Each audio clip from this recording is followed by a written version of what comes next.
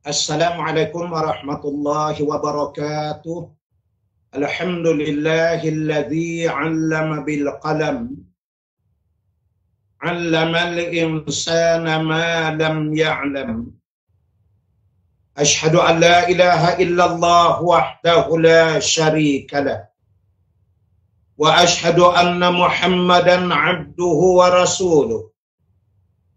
Allahumma shalli wa sallim wa barik ala sayyidina Muhammad wa ala alihi wa ashabihi wa tabi'ina bi ihsanin ila yaumiddin, amma ba'du.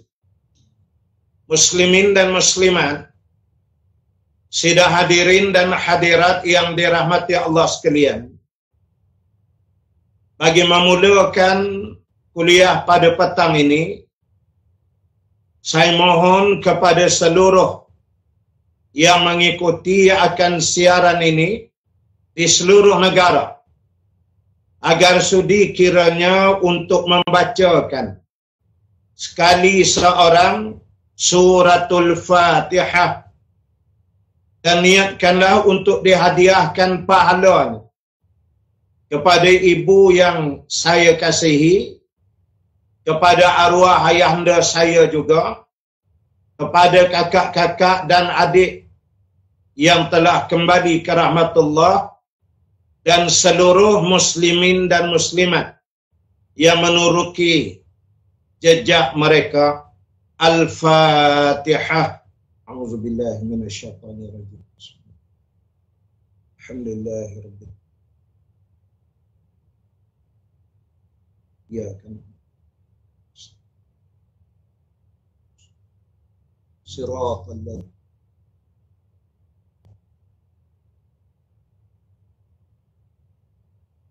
Alhamdulillah wa syukrillah.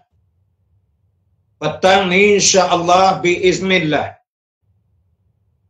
kita akan membicarakan berhubung dengan riwayat hidup Sa'ad bin Ubadah radhiyallahu anhu. Sa'ad bin Ubadah ini ayahnya bernama Ubadah bin Dulaim bin Harisah. Beliau digelar sebagai Abu Thabit. Sa'ad ini seorang yang sangat bijak, pandai menulis dan membaca, hebat dalam memanah, dan pandai berenang. Ini merupakan suatu kelebihan yang luar biasa. Pandai berenang ketika berada di tengah-tengah padang pasir pada masa itu. Dia merupakan ketua suku kaum Khazraj di Madinah, di mana kita tahu di Madinah ada dua kabilah yang besar, iaitulah dari kalangan Aus dan dari kalangan Khazraj. Maka ketua bagi kabilah Khazraj adalah Sa'ad bin Ubadah radhiyallahu an, dan pecahan kabilahnya adalah daripada Bani Sa'ad.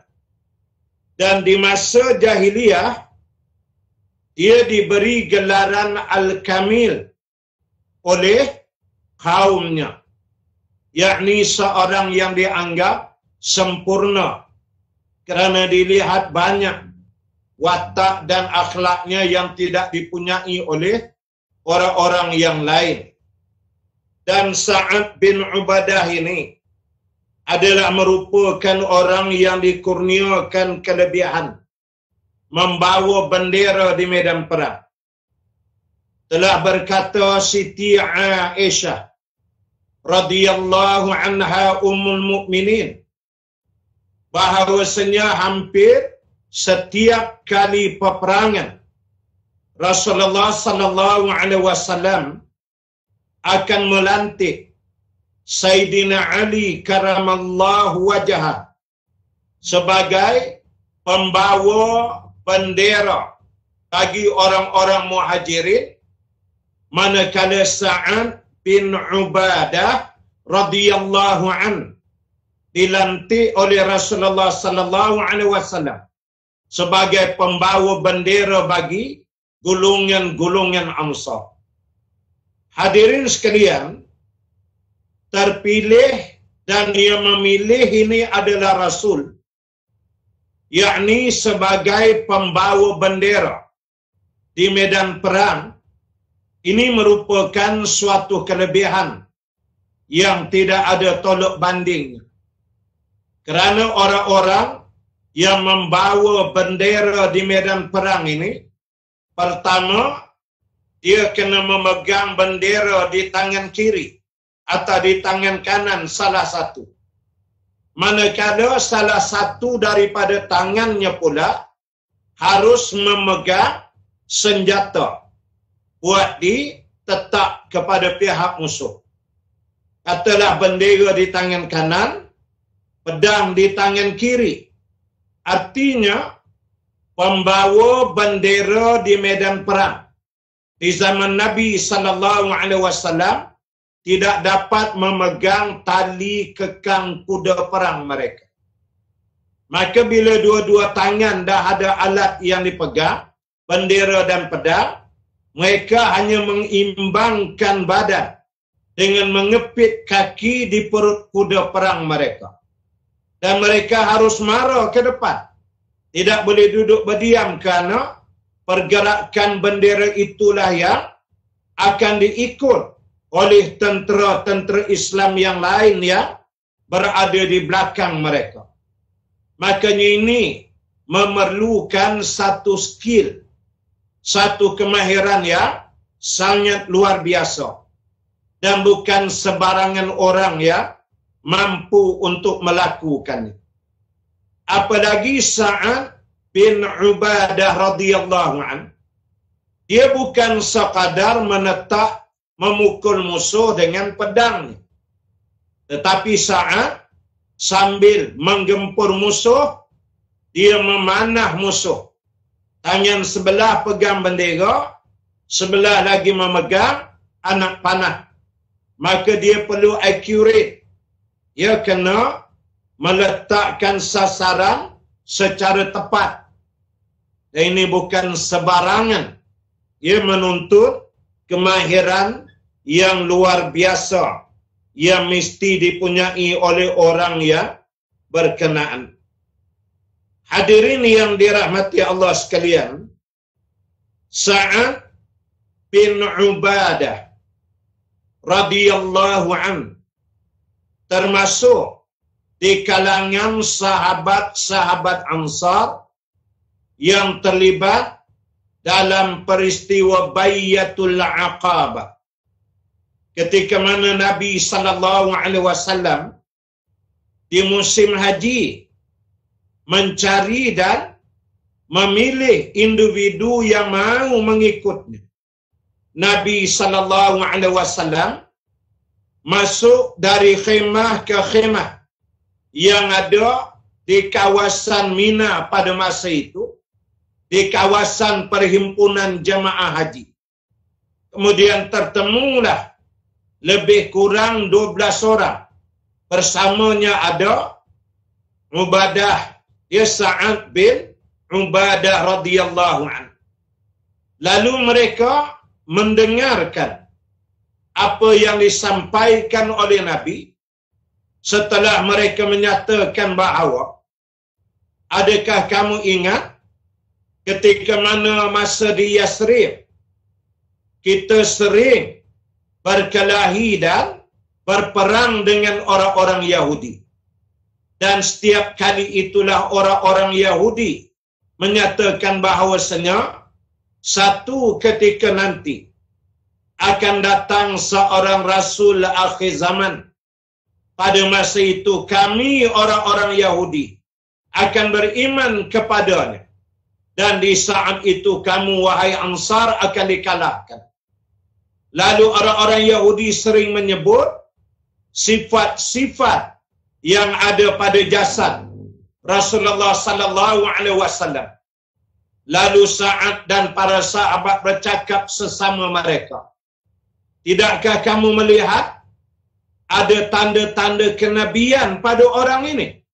Ayo, mari kita pergi kepadanya dan kita menghampirinya. Ada riwayat menyatakan masa itu 6 orang aja. Ada yang menyatakan 12 orang. Mereka datang kepada Nabi sallallahu alaihi wasallam. Mereka duduk dan mereka mendengar apa yang disampaikan oleh Nabi. Dan ini benar-benar menggembirakan Rasulullah. Sebabnya ialah kerana pada masa dan waktu ketika itu susah bagi Nabi sallallahu alaihi wasallam nak berdakwah walaupun pada seorang manusia, kerana Nabi telah dikepung, diburu, diambil tindakan dan berbagai lagi. Tiba-tiba 6 ke 12 orang datang. Ini benar-benar menggembirakan Nabi. Dan Sa'ad bin Ubadah berserta dengan rakan-rakan yang lain menyatakan, ayo kita menganut Islam, kita ikut agama Nabi ini, supaya nanti orang-orang Yahudi tidak boleh mengalahkan kita dalam mana-mana peperangan selepas daripada ini. Lalu pergilah mereka bertemu dengan Nabi sallallahu alaihi wasallam di kawasan Aqabah, tempat melontar di Mina. Tapi bukan di kawasan Takungan yang ada sekarang. Kawasan dia melepasi Bayatul Aqabah, tempat melontar Aqabah di hujung. Kemudian kalau sekarang ni kita terus ke depan turun, kita akan nampak belah kanan ada macam istana kecil, macam kastel. Itulah dia tapak Bayatul Aqabah, tempatnya sahabat secara rahsia bertemu dengan Nabi sallallahu alaihi wasallam di situ. Lalu Rasulullah sallallahu alaihi wasallam menyatakan kepada mereka, jangan kamu melakukan syirik kepada Allah. Jangan kamu mencuri. Jangan berzina. Jangan membunuh anak-anak perempuan kamu kerana kelaparan. Kamu hendaklah menyembah Allah, beriman kepada Allah. Lalu Sa'ad bin Ubadah dan juga sahabat yang lain masuk Islam. Lalu Sa'ad menyatakan, ya Rasulullah sallallahu alaihi wasallam, kami bersedia dan kami masuk Islam, kami bersyahadat. Cuma saya meminta mewakili sahabat yang lain, ada lagi satu permintaan daripada kami untuk kamu. Lalu Nabi sallallahu alaihi wasallam menyatakan apa dia?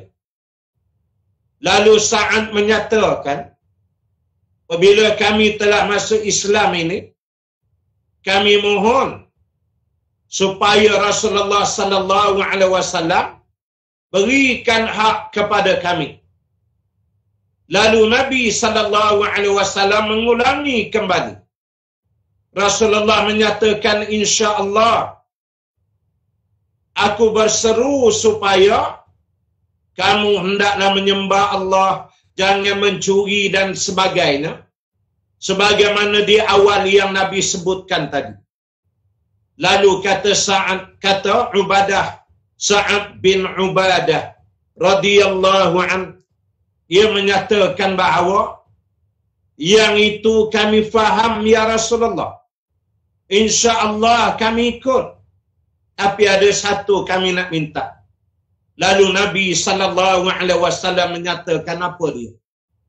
Lalu Sa'ad menyatakan, kami mohon supaya Rasulullah sallallahu alaihi wasallam ikut kami pulang dan bersama dengan kami dan mati dengan kami di Madinah. Karena kami bila beriman, kami cinta, kami kasih, kami sayang kepada Rasulullah sampai ke tahap kami nak Rasulullah duduk dan mati dengan kami sekali. Nabi menyatakan, insya-Allah bila sampai saat dan masa. Dan dalam sebuah hadis Nabi sallallahu alaihi wasallam menyatakan, ad-dammi wad-dam, darah dengan darah, yakni dengan maksud kita akan sehidup semati bersama dengan Islam dan agama yang aku bawa ini. Lalu bila Nabi sallallahu alaihi wasallam menyatakan demikian, bergembiralah para sahabat. Kemudian Sa'ad bin Ubadah menyatakan lagi, ya Rasulullah, ada satu lagi permintaan kami daripada kamu. Lalu Nabi sallallahu alaihi wasallam mengulangi, hendaklah kamu menyembah Allah, jangan kamu syirik dan sebagainya. Lalu Sa'ad bin Ubadah menyatakan, demi Allah ya Rasulullah, yang itu insya Allah kami akan ikut. Cuma yang kami tanyakan ini, apa benda satu perkara yang Rasulullah nak apabila sampai ketikanya Rasulullah sallallahu alaihi wasallam hijrah ke Yasrib, yakni Madinah. Bila sampai sana, benda apa Rasulullah hendak kami buat untuk Rasulullah? Kami menanyakan hak Rasulullah. Rasulullah nak apa? Kami akan tunaikan. Lalu Nabi sallallahu alaihi wasallam berseri-seri wajahnya dan Rasulullah menyatakan, demi Allah, aku mau supaya kamu mempertahankan Islam, mempertahankan aku, sebagaimana kamu mempertahankan dirimu, isterimu, dan anak-anakmu, kemudian masuklah ke dalam syurga. Mendengarkan yang demikian, maka sahabat rasa gembira, lalu bertakbir, menyahut apa yang dinyatakan oleh Rasulullah sallallahu alaihi wasallam. Lalu rupa-rupanya dengan kehendak Allah, Sa'ad mengusul lagi, ya Rasulullah, baiklah, ini yang terakhir untuk masa ni kami nak tanya. Sekiranya Nabi dah sampai di Madinah, kami mempertahankan Rasulullah lebih daripada pertahankan diri, isteri, anak-anak, apa semua tadi, kami dapat apa? Nabi sallallahu alaihi wasallam menjawab sepatah, al-jannah, yakni syurga. Lalu para sahabat tidak menunggu, sebahagian mereka bertakbir kerana merasa gembira dengan jaminan daripada Nabi sallallahu alaihi wasallam. Rupa-rupanya ialah oleh kerana di Mina ni, khemah jemaah haji ni dia rapat-rapat. Dia dekat macam sekarang juga. Kalau kita pergi haji, kita lihat di Arafah, Muzdalifah, Mina. Ya, kalau Muzdalifah tu memang tak ada khemah. Tapi kalau Arafah, Mina, khususnya Mina lah, memang banyak khemah. Jadi khemah tu dekat-dekat. Kadang-kadang ceramah daripada kemah sebelah sini boleh dengar ke kemah sebelah. Rupanya dialog yang diucapkan oleh Sa'ad bin Ubadah dan para sahabatnya radhiyallahu anhu didengari oleh beberapa orang kafir Quraisy di luar khemah. Cumanya Nabi dan sahabat tak perasan. Apalagi bila mereka bertakbir, maka fahamlah orang-orang Mekah sesuatu yang besar telah terjadi di antara Nabi sallallahu alaihi wasallam dengan orang-orang Yasrib. Lalu salah seorang penduduk Mekah di kalangan Quraisy naik ke atas satu bukit yang tinggi. Lalu dia menjerit dan mengisytiharkan sekuat-kuatnya, wahai orang-orang Quraisy, sesungguhnya Muhammad telah mengadakan perjanjian dengan orang-orang Yasrib. Sesungguhnya kita di dalam bahaya dan kita mesti mengambil tindakan di atas perkara ini. Hadirin sekalian, mereka merasa bimbang karena pada pandangan Arab Quraisy yang menjadi pemimpin dan ketua kerajaan Mekah pada masa itu, hubungan langsung yang dibuat oleh Nabi bersama orang-orang Ansar daripada Yasrib yakni Madinah itu dikira Nabi mengadakan hubungan dengan kerajaan daripada luar kerajaan Mekah, yakni kerajaan Madinah. Dan ini secara jangka panjang membahayakan pemerintahan mereka di Mekah. Sebab kalau kita mengkaji sejarah, yang menjadi saingan bagi kota Mekah ialah Madinah itu. Madinah adalah saingan utama selain Yasrib. Karena umumnya hanya satu sahaja yang tidak ada di Madinah yang ada di Mekah, iaitulah Kaabah. Yang lain hampir kebanyakannya sama, etpa. Jadi kalau Nabi sudah ada hubungan dan berjaya mengislamkan orang-orang Yasrib, maka cepat atau lambat kerajaan Mekah akan diruntuhkan. Nabi akan bina kekuatan nanti. Ini yang mereka tak mahu. Lalu bila berita ini tersebar, mereka segera mengambil tindakan secara kumpulan tentera yang besar, menyekat, mencari dan memburu orang-orang Yasrib yang pulang daripada Mekah menuju ke Yasrib ke Madinah setelah selesai daripada musim haji. Mereka cari, mereka tahan dan mereka tangkap. Kebetulan takdir Allah Subhanahu wa taala, di antara yang tertangkap ialah Sa'ad bin Ubadah radhiyallahu anhu. Lalu dia diikat dan diheret masuk ke kota Mekah. Lalu diseksa dengan haibatnya sehingga dicatatkan di dalam kitab-kitab sirah. Dia diseksa dalam keadaan hampir dia mati. Dia hampir meninggal dunia. Kalaulah tidak dengan pertolongan Allah, ketika dia sedang diseksa itu, tiba-tiba salah seorang di kalangan Arab Quraisy terperasan menyatakan bahawa ini adalah Sa'ad bin Ubadah. Dia adalah ketua kaumnya di Yasrib. Dia ketua bagi golongan Khazraj. Sudahlah, jangan kita menyeksanya. Karena nanti kalau terjadi apa-apa ke atasnya, maka dia akan bersama kaumnya nanti mengganggu laluan dagang kita.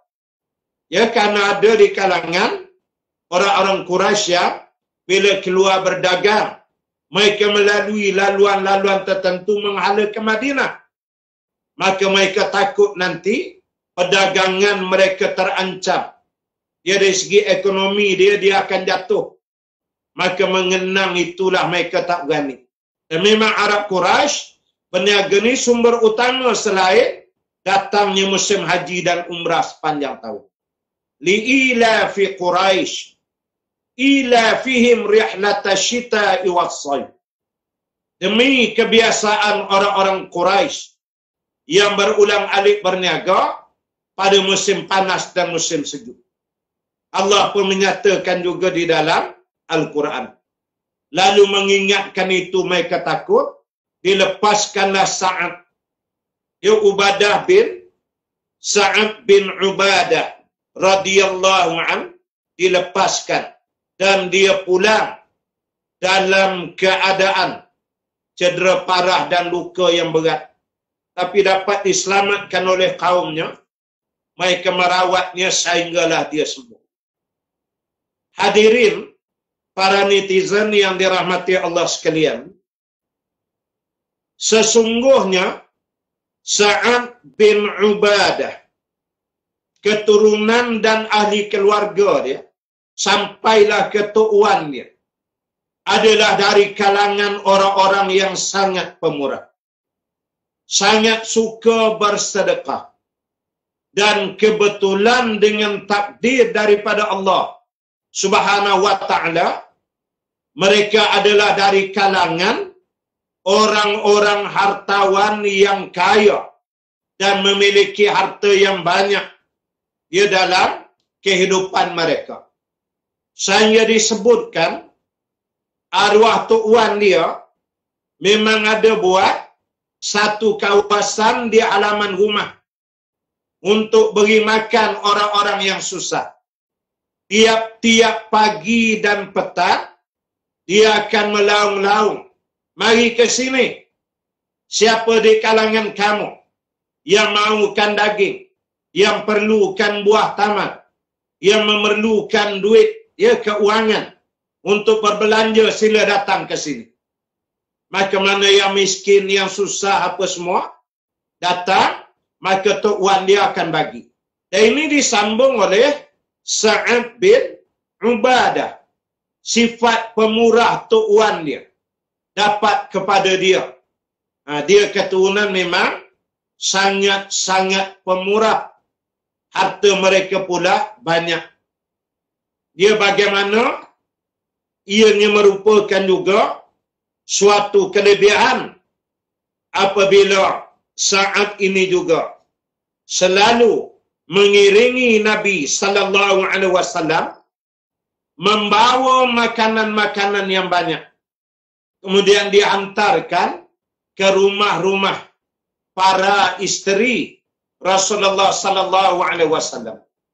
Dia sentiasa ada stok makanan untuk Rasulullah dan untuk penduduk Madinah. Dia yang kelaparan apa memang dia ada. Dia memang siapkan. Dia memiliki kebun tamar yang banyak di Madinah. Dan Nabi sallallahu alaihi wasallam menghargai akan sifat pemurah dia.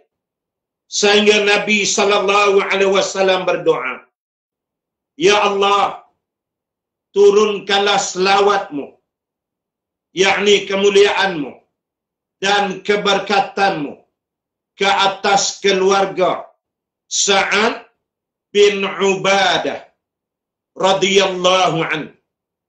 Doa ini ada direkodkan oleh Imam Abu Daud dan Imam Ahmad di dalam kitab musnad mereka. Di mana Sa'ad juga memberikan keleluasan, kebebasan kepada anak dia. Dia antara salah seorang anaknya bernama Qais. Qais bin Sa'ad bin Ubadah. Dan Qais ini badan dia besar, tegap sasa, dan dia tinggi orang dia.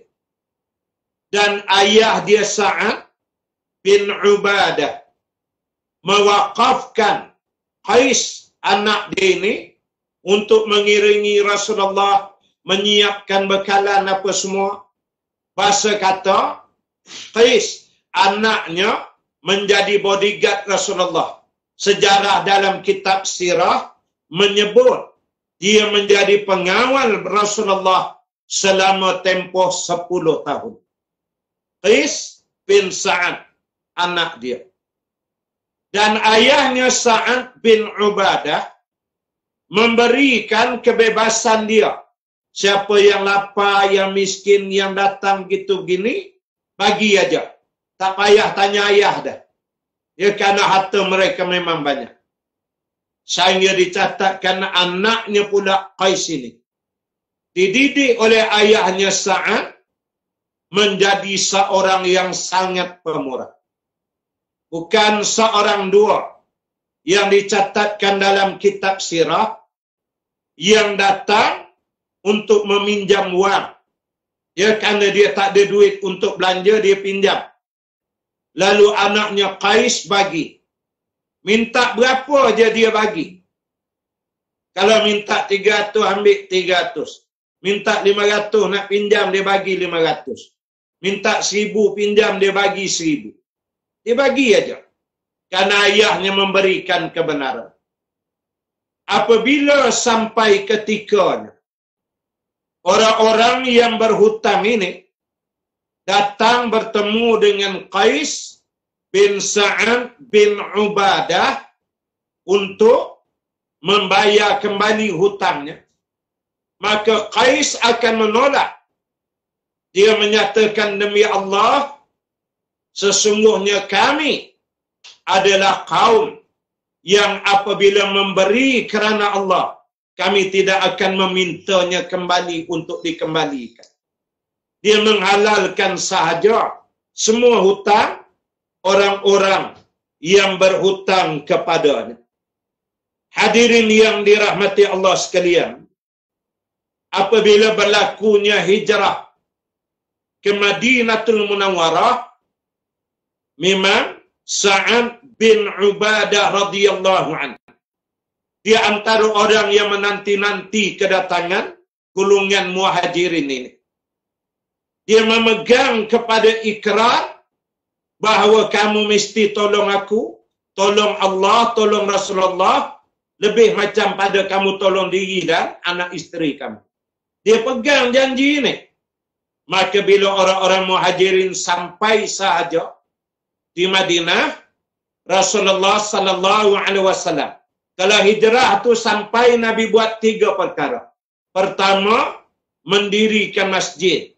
Ini markas pergerakan Islam. Yang kedua, Nabi sallallahu alaihi wasallam mengukuhkan ukhuwah, persaudaraan Muhajirin dan Ansar. Kemudian yang ketiga, Nabi menulis dengan pertolongan sahabat melakarkan Mitsaqul Madinah, yakni perlembagaan Madinah, karena Nabi menegakkan negara Islam Madinah. Nabi menegakkan politik di Madinah dengan Nabi sendiri menjadi pemimpin dan pemerintahnya pada masa itu. Makanya bila diukhuwahkan antara Muhajirin Ansar, dikatakan habis tinggi. Orang Ansar hanya mampu mengambil 2 orang Muhajirin saja. 1 orang Ansar ambil orang Muhajirin, 2 orang duduk di rumah dia. Jaga makan dia, carikan kerja dia, bantu bagi bilik. 2 orang begitu digugat ya oleh Nabi sallallahu alaihi wasallam. Kecuali Sa'ad bin Ubadah, dia seorang, dia ada istiar. Untuk saya bawa 80 orang. Saya siapkan rumahnya, biliknya, makan minumnya, ladang tempat bekerjanya, semua saya jaga. 80 orang baki itu bagi ke saya. Separuh dia ambil. Karena kita kena sedar, pada hari terjadinya hijrah Rasulullah sallallahu alaihi wasallam ke Madinah, yang berhijrah itu lebih kurang setelah 13 tahun di Mekah berdakwah, jumlahnya 160 orang sahaja. Bayangkan Sa'ad bin Ubadah radhiyallahu an ambil separuh, 50%, tanggung makan minum sampai mati semua. Bayang tuan-tuan. Mengapa dia jadi begini? Karena para sahabat radhiyallahu anhum ajma'in wa arda', mereka tahu kelebihan pahala bersedekah. Hadirin sekalian, saya bagikan contoh. Bagi orang-orang yang menjadi imam di masjid, walaupun kalau suasana PKP sekarang ini, makmum mungkin 2 orang, mungkin 3 orang, mungkin seorang makmum, berdua dengan imam aja. Kalau sementara waktu biasa, lagilah. Apalagi kalau solat Jumaat. Maka orang yang naik jadi imam 5 waktu solat, termasuklah solat Jumaat, solat raya apa semua, sebanyak mana yang datang bersembahyang jadi makmum, imam dapat pahala makmum tu, imam tumpang. Sebab dia jadi imam. Ini kata ulama. Kalau dia tak jadi imam, makanya tak dapat yang di belakang jadi makmum. Maka dia boleh share dan dapat pahala makmum yang jadi makmum di belakang. Manakala Bilal pula yang qamat dan azan sebelum tu, dia dapat pahala makmum dan pahala imam. Sebab Bilal, kalau dia tak azan, maka imam dan makmum tak datang ke masjid. Nah, makanya pahala mereka tu dapat juga tertumpah kepada Bilal yang melaungkan azan. Ini kelebihan Bilal. Walaupun sekarang di azan tak ramai orang, tapi ramai mana sekampung tu solat, dia dapat pahala insya-Allah. Apalagi di bulan Ramadan Al-Mubarak. Ini berkongsi pahala. Dan di sana ada orang yang tak pergi ke masjid. Ada orang yang tak datang ke masjid. Tapi dia dapat juga pahala makmum. Dia dapat juga pahala imam. Dia dapat juga pahala Bilal. Siapa dia? Iaitulah orang-orang yang awal-awal kemarin, masa mula nak didirikan masjid, diistiharkanlah tabung untuk bina masjid. Maka dia pun memberilah duit untuk dibina masjid itu. Dia boleh jadi dah meninggal dah sekarang. Tapi bila masjid itu dah dibina dan digunakan oleh orang ramai, maka dia dapat pahala mengalir masuk ke dalam alam barzah dia. Itu dia panggil jariyah. Sadaqatun jariyatun. Ini kelebihan bersedekah apalagi di bulan Ramadan. Maka saya mengulangi lagi tiap-tiap hari di pertengahan kuliah ni pula. Supaya jangan lupa sidang hadirin semua yang sedang mengikuti kuliah saya ini. Agar masukkanlah ke dalam tabung amal gombak yang tertera di skrin kita masing-masing, nombor akaun Maybank itu. Masukkan.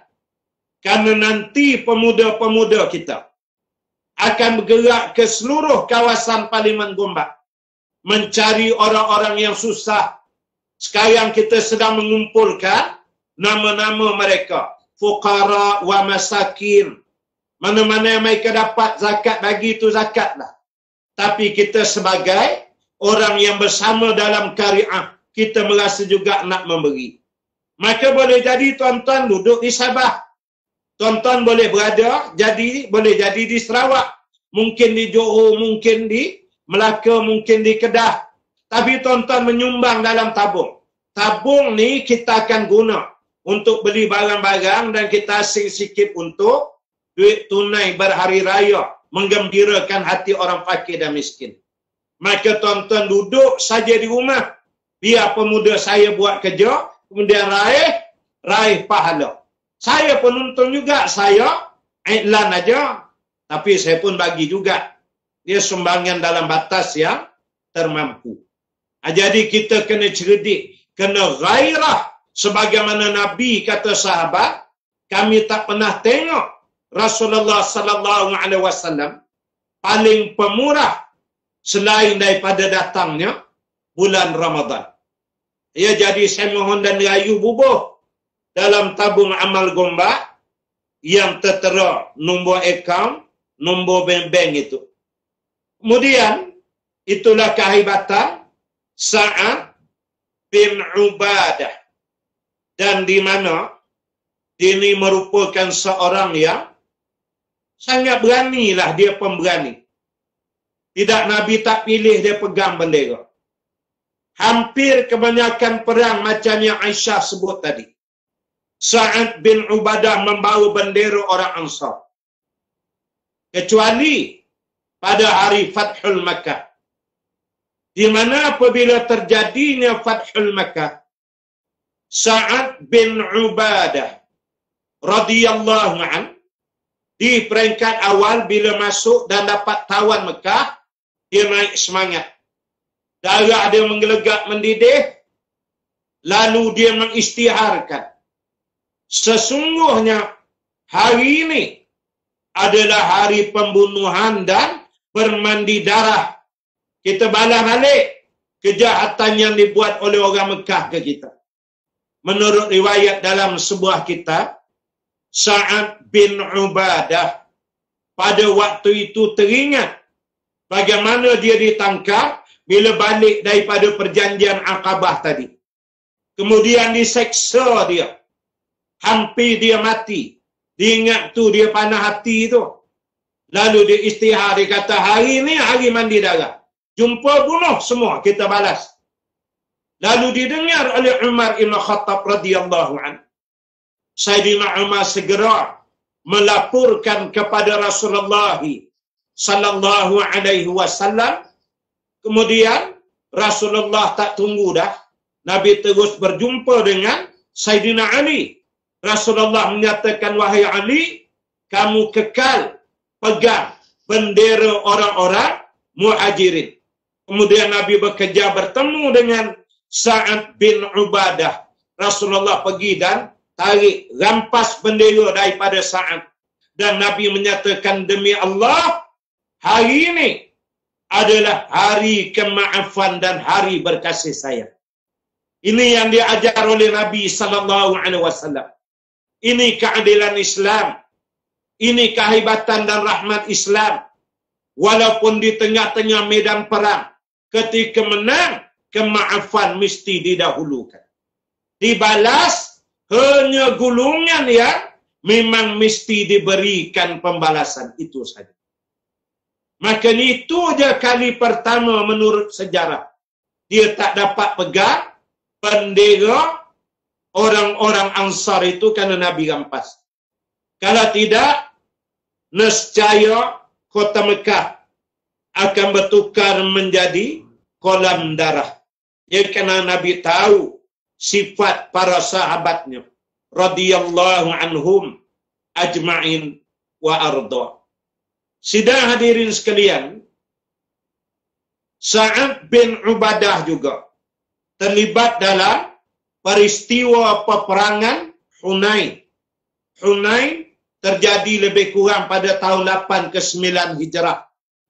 Nabi bertempur berlawan dengan Bani Hawazin.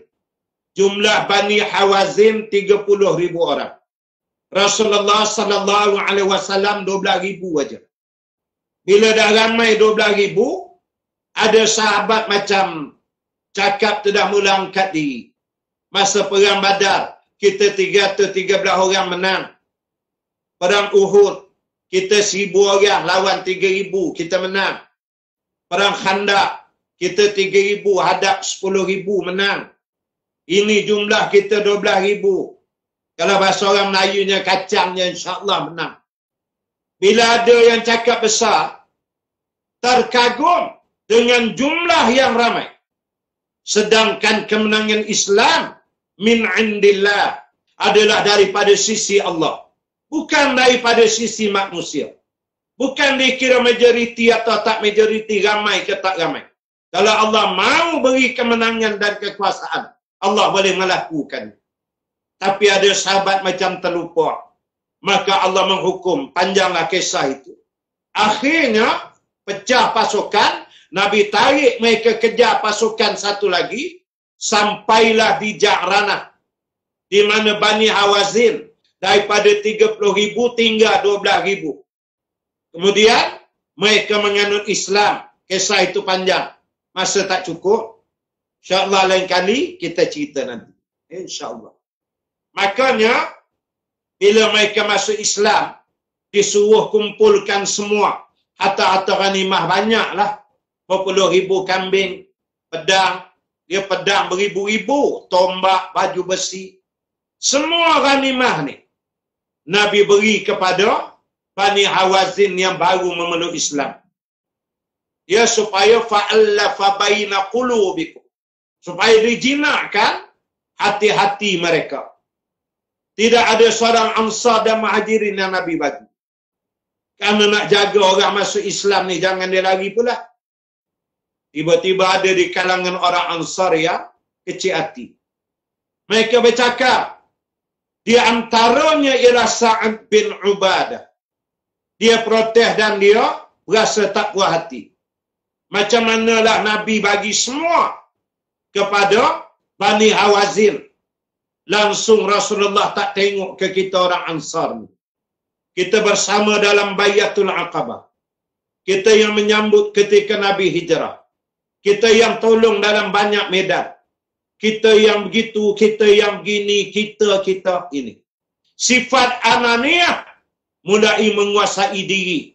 Syaitan membisikkan. Ini hati-hati dalam berjihad. Jangan kita rasa kita lah semua menyebabkan jemaah kuat. Bukan. Tapi Allah lah yang menguatkan jemaah ini dengan sedikit usaha yang kita korbankan. Jadi dia cakap gitu, macam manalah hari ini Nabi SAW boleh lupa kepada kita. Tiba-tiba sampai kepada Rasulullah. Cakap-cakap bisik sahabat ni. Lalu sedih Rasulullah. Rasulullah mengumpulkan orang-orang Ansar. Dan Nabi SAW memberikan ucapan yang panjang menasihati mereka. Saya ambil yang ringkas. Antaranya Rasulullah SAW menyebut, wahai orang-orang Ansar, ketahuilah bahawa sesungguhnya Bani Hawazin itu pulang ke kampung halaman mereka dengan membawa harta-harta rampasan perang. Tetapi kamu, wahai orang Ansar, pulang ke Madinah dengan membawa Rasulullah SAW. Apakah ada harta yang lebih bernilai selain daripada diriku seorang Rasul? Tiba-tiba menangis para sahabat radhiyallahu anhum. Mereka beristighfar dan bertaubat di hadapan Allah Subhanahu wa taala. Demikian hati-hati tarbiyah berjalan langsung apabila datang kemenangan. Ingat, Allah akan uji dengan pangkat harta ini. Ya, berhati-hati semua. Pada zaman Sayyidina Umar radhiyallahu anhu, dia masih hidup. Abu Ubaidah ini sahabat Sa'ad bin Ubadah ini. Bilanya Rasulullah wafat, maka dilantiklah Sayyidina Abu Bakrin As-Siddiq radhiyallahu anhu. Pertemuan itu diadakan di balai Bani Sa'idah. Ya, hari ini kalau kita pergi ke Madinah daripada belakang Masjid Nabawi, ya, kita tengok hotel belah hujung sana. Paket depan dah situ menghujung. Ya, ke hujung sekali, depan tu kita nampak di luar pagar Masjid Nabawi ada kawasan 4 segi. Ada pokok kayu banyak berwarna hijau. Itulah dia tapak balai Bani Sa'idah. Di situlah mereka berbincang tentang melantik khalifah. Menunjukkan dalam Islam ni ada politik. Jangan main-main. Dia sahabat-sahabat berpolitik. Lalu 10 orang sahabat, 6 dari mereka ahli politik, 4 je businessman. Pertama Abu Bakar, Umar, Osman, Ali, 4 dah. Ini ahli politik, khalifah semua. Kemudian Abu Ubaidah, ya, di antara lagi ialah sahabat Muawiyah yang pernah memerintah di Syam, di Damsyik. Mereka terlibat dengan politik. Kali itu kita kena ambil cakna bab politik.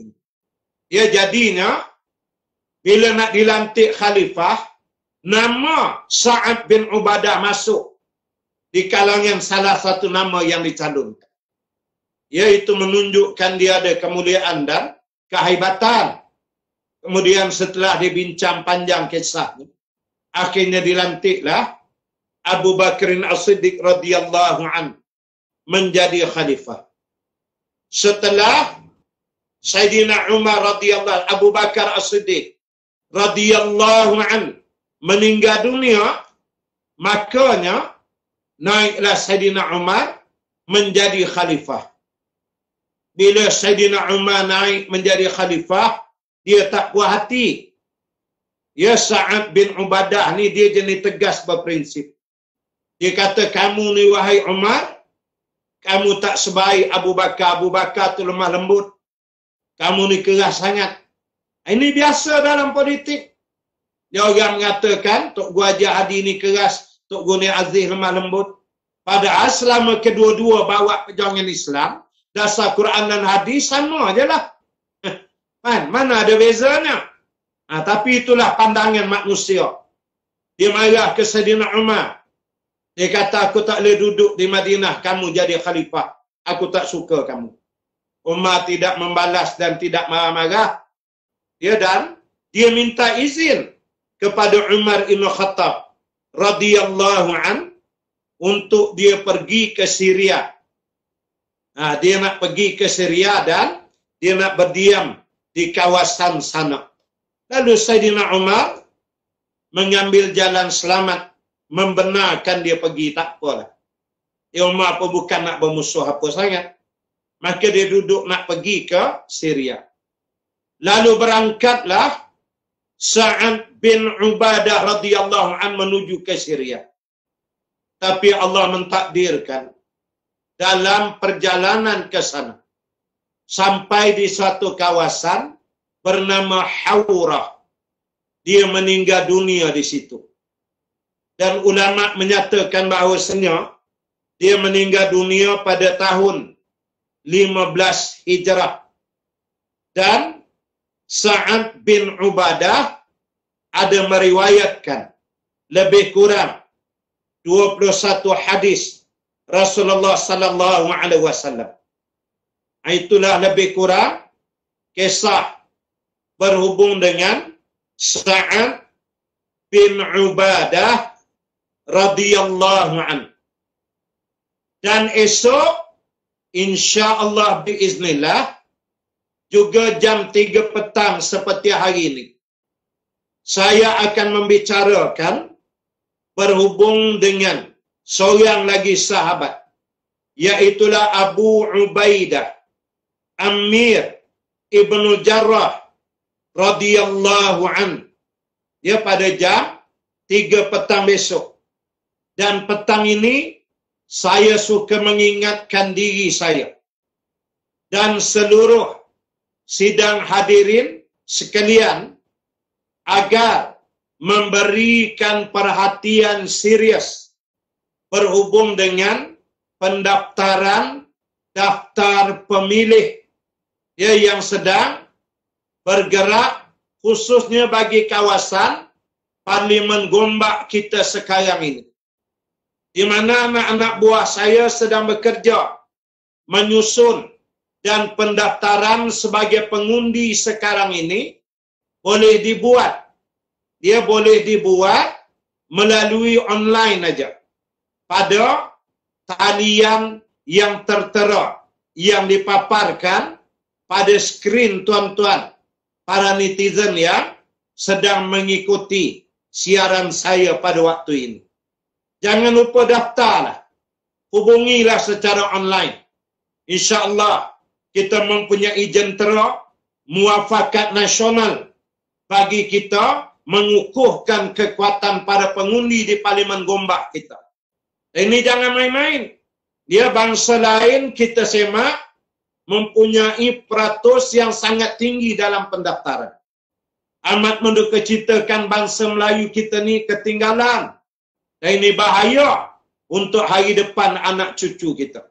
Saya mohon, sungguh-sungguh saya mohon, dia berdaftarlah secara online dan ambillah nombor-nombor serta nama pegawai pendaftar pilihan raya yang semua itu telah dilantik dan disahkan oleh Suruhanjaya Pilihan Raya Malaysia baru-baru ini. Mereka qualified. Mereka diberi watikah untuk perlantikan pendaftaran pemilih ini.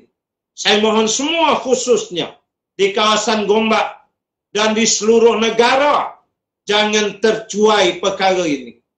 Tak ada guna kita lentang-lentung dalam WhatsApp group. Kita hendah dalam blog apa semua dalam email. Tapi hari mengundi nama tak ada. Kita akan dikalahkan. Jangan ambil ringan ini. Kerana Nabi, para sahabat juga terlibat dengan kerja-kerja politik. Dan ianya adalah ibadah. Dan ianya mendatangkan pahala bagi kita. Apalagi tuan-tuan buat pendaftaran online ni bulan Ramadan. Diganda-gandakan lagi. Ya, pahalanya oleh Allah Subhanahu wa ta'ala. Hadirin sekalian, di akhir rancangan ini, saya ulang kembali, jangan lupa isi tabung kita. Jangan lupa like and, saya terlupa nak sebut, like and share. Itu ya. Jangan lupa like and share. Kongsikan kebaikan ini kepada orang yang lain. Hanya tekan gitu aja kita memperolehi pahala daripada apa yang kita lakukan. Saya merakamkan ribuan terima kasih pada semua yang sudi mendengar melalui talian ini. Mudah-mudahan kita diberkati oleh Allah. Dan mari kita tutup dengan tasbih kifarah suratul As dan bacaan doa. Subhanakallahumma wa bihamdik.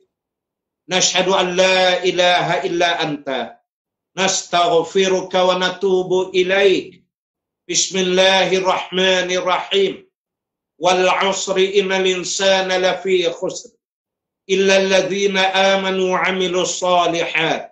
Wa tawasaw bil haqq. Wa tawasaw bis sabr. A'udzu billahi minasy syaithanir rajim.